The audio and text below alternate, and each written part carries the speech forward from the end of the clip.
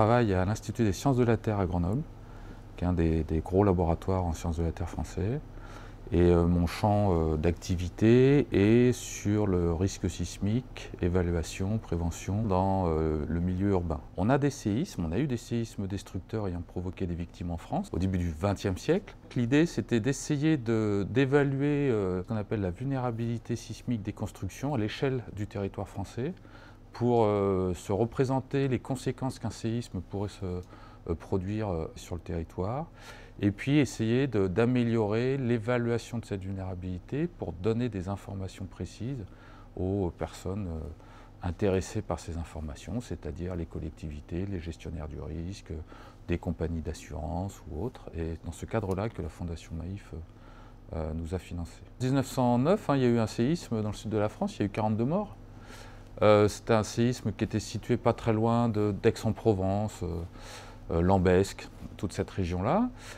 C'était une zone très rurale. Si vous regardez maintenant la concentration de biens, de richesses, de personnes dans la zone autour d'Aix, cet environnement urbain a complètement évolué. Et si le même séisme se reproduisait, ce qui est tout à fait possible, il y a eu des séismes en France, il y en aura d'autres, ça c'est évident, on est capable de faire des simulations et des scénarios.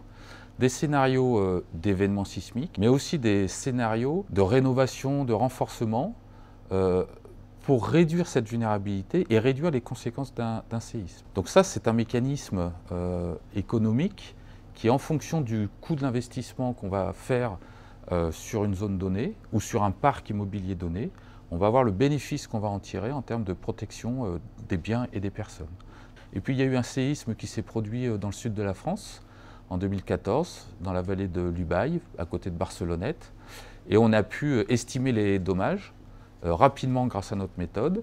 Et puis surtout, il y a eu des enquêtes qui ont été faites sur le terrain après. On a validé que ce qu'on estimait depuis notre bureau, finalement, grâce à ce proxy de vulnérabilité, reproduisait ce qui était observé sur le terrain. On fait des scénarios pour informer, pour sensibiliser les autorités, les collectivités, les populations.